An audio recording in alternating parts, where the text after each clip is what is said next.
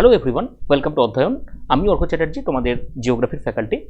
আজকে যে বিষয়টি নিয়ে আমরা কথা বলবো, জিওগ্রাফি অপশনাল ঠিক কাদের জন্য বা কোন ব্যাকগ্রাউন্ডের মানুষদের জন্য।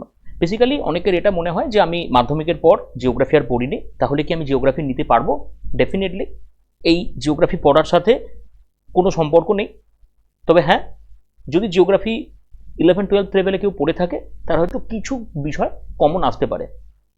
যারা মাধ্যমিক লেভেল পর্যন্ত জিওগ্রাফি পড়েছো, একদম 6 থেকে 10 লেভেল পর্যন্ত যে জিওগ্রাফি পড়েছো তার একটা অংশ কিন্তু একটু ইলাবোরেটলি আমাদের জিওগ্রাফির পেপার 1-এ আছে। কিছু অংশ জিওগ্রাফির পেপার 2 অর্থাৎ জিওগ্রাফি অফ ইন্ডিয়া এবং জিওগ্রাফি অফ ওয়েস্ট বেঙ্গল সেই সেগমেন্টে আছে। তবে এমনটা নয় যারা সায়েন্স ব্যাকগ্রাউন্ডের স্টুডেন্ট বা যারা মাধ্যমিকের পর জিওগ্রাফির সাথে অন্তত তাদের ডিগ্রি কোর্সে বা পোস্ট গ্রাজুয়েশন কোর্সে কোনো সম্পর্ক রাখেনি, তারা জিওগ্রাফি পড়তে পারবে না।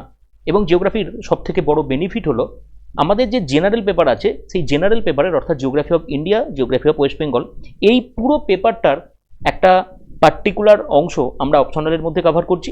এবং পেপার 4 সায়েন্স অ্যান্ড টেকনোলজি পেপারের যে এনভায়রনমেন্টাল স্টাডিজ আছে, সেই এনভায়রনমেন্টের অংশ কিন্তু আমরা জিওগ্রাফির যে এনভায়রনমেন্টাল জিওগ্রাফি পোর্শন পেপার 1-এর একটি ইউনিট, সেখানে কভার করছি।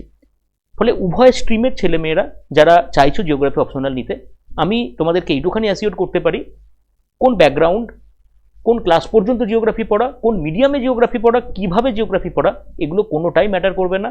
যেটা ম্যাটার করবে নতুনভাবে সম্পূর্ণভাবে সিলেবাসটাকে পড়া, এবং তার সাথে আমি তো থাকছি। তাই যাদের মনে হচ্ছে জিওগ্রাফি অপশনাল নেবে, তারা ডেফিনেটলি এনরোল করতে পারো আমার আপকামিং জিওগ্রাফি ব্যাচে অধ্যয়ন একাডেমির সাথে। নিচে দেওয়া নাম্বারে এই বিষয়ে বিস্তারিত জানার জন্য যোগাযোগ করো। Thank you.